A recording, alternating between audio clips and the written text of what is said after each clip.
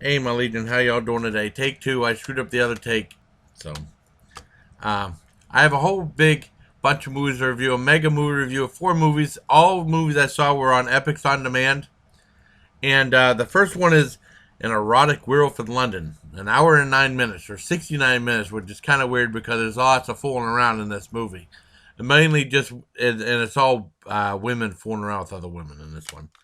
Uh, Lots of nudity, Misty Mundane's in it. Uh, a very horrible actor. That there's two guys in it. The one that plays the doctor, who's okay, but then the other guy's John Link, one of the worst actors out there. If you've ever seen him, he's really awful. And basically, this one girl comes in and she's a werewolf, and then she infects, bites Misty Mundane, and the one girl turns into werewolf whenever she reaches orgasm.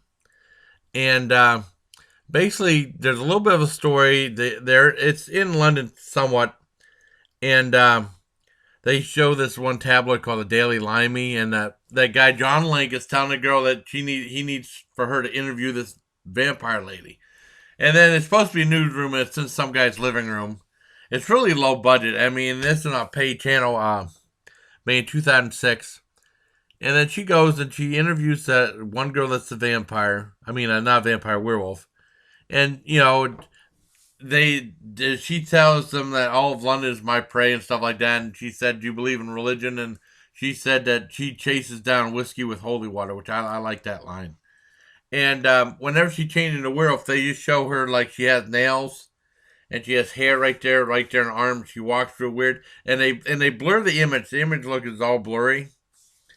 Um, but as far as I'm concerned, the makeup's pretty bad, and they do a more advanced one at the end, but it's really bad too. I mean, as far as naked female werewolves go, the best looking one was definitely Sybil Danning in Howling 2, Your Sister's a Werewolf, which is a much better movie than this one, believe me. Um, there's little bits of story. It's mostly just women fooling around and stuff. They're all very nice looking and stuff like that. A lot of the scenes pretty much look the same, except for something they do something a little bit different at the last sex scene, which is really good. And it's not a porno; it's erotica. And there's a difference. I mean, if you watch enough filthy movies, you can tell the difference between erotica and porno. Like this looks like something that would be on Cinemax.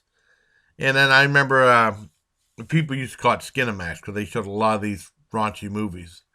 And there was a time when we had all the pay channels, but this was back before they kind of screwed everything up with digital cable because they charge a lot more money now. Because it was just like the one one HBO, one Cinemax, one Showtime. We had Showtime for a while and they got rid of it. One Showtime, one Encore, and then Stars came along, and then they had something called the Movie Channel, which we never had. I don't even know if the Movie Channel was any good or not. And then that's back when Disney was actually a pay channel. You had to pay to get Disney, and I'm sure as hell glad they pay. I wouldn't pay for Disney. Disney sucks now. They got crap like Secret Life of Zack and Cody and crap like that, and Wizards of Waverly Place. And they used to have good stuff on Disney. And they have crap on there now. Well, anyways, this movie's all right. I mean, even at an hour and 9 minutes, it kind of wears out its welcome somewhat. But the women were nice looking, and there's one funny part where a newspaper lady or the tabloid newspaper lady was interviewing the girl, and then for some reason she must have been in a room when she had this one girl in there, and she bit her and turned her a werewolf. And they show the newspaper lady, and all of a sudden they speed up the film, and she runs down the steps and they go phew like that. That made me laugh. But I mean, it's really bad though. And like I said, there's a scene where Misty Mundane, like I said, that newspaper was in tabloid place was in someone's living room. There's a part where Miss Mundane, because she got bit, is supposed to be in the hospital. In the hospital, the part where she's in a little cot, that had been filmed in someone's den. And then a scene where like the doctor and the nurse were talking, it had been filmed like on some guy's bar or something like that in the house. It's really low budget, but yeah, for what it is, I give it a Oh, I give it a 4.5 out of 10. It's lucky to get that. I mean, it does wear out its welcome, but I mean, the women are nice to look at. Too bad my dad probably would have liked this, but he probably would have cringed at some of the bad acting, especially by John Link, who's terrible. And then that's that one. Now we have like more mainstream movies. I wanted to do that one first because I'm doing these in the order I saw them, and we got three more mainstream movies, big budget Hollywood movies, and the first one is All Is Lost, and this was of the four, this is the best one. I'm not gonna give you any. I'm not gonna beat around the bush on that. And this is Robert Redford, and someone. And basically, what happened was his boat runs afoul sailboat. He's out in the middle of nowhere with this sailboat, and he wakes up and there's a bunch of water coming in, and apparently hit one of those cargo containers, fell off a ship, and it busted in there. And they show him fixing that, and then he has nothing but trouble with storms and stuff. His sailboat flips over and fills up with water, and then he has to abandon it, and he goes onto a lifeboat, and he's all screwed out. He's all out of luck. I don't want to give away much more, but a lot of people were saying it had minimal dialogue. Very low. The most dialogue's in the first like 2-3 minutes of the movie, with him doing like a little spiel, and that's about it. There's not a lot of talking. He does say the word fuck eventually, but I mean, I don't blame him. Just out of frustration, you know. With the PG-13 rated movie, that's probably the only reason. Well, it was still been PG-13, and you know, they were saying that he was playing a very subdued Robert Redford, but he ain't be subdued. He's surviving. I mean, he's focusing on the ship, trying to get things fixed, trying to get out of this horrible situation he's in, trying for someone to help him out and rescue him and stuff like that. So of course he'd be subdued. He's concentrating on surviving. I mean, just, you know, he probably, for acting, he probably put himself in that in his head, he put himself in that situation, how he would handle it. And then, you know, the director, you know, does his thing. But this is a great movie. This gets a full on 10 out of 10. Now, the next movie is a remake of a great movie from 1973 called The Gambler. And this is the 2014 one with Mark Wahlberg, which is nowhere near as good. Boy, Mark Wahlberg really plays an incredible asshole in this movie. And he's a gambler, and he'd gamble all the way till he loses everything. He'd be on top of it. He keeps pushing like he loses everything. He owes all these guys money. Everyone's pissed off at him, and he's a complete asshole. And he's also a college professor that teaches this one class, and he's an asshole to all the students, too. John Goodman's in it. And you just don't care about the Mark Wahlberg character. He's too much of an asshole. You want to see him get the crap beat out of him.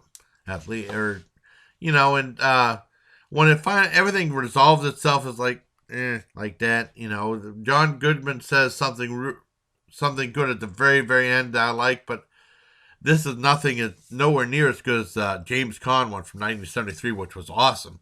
James Caan played an asshole too. Well, 1974. James Caan played an asshole too, but I mean, he was a lot more likable than Mark Wahlberg.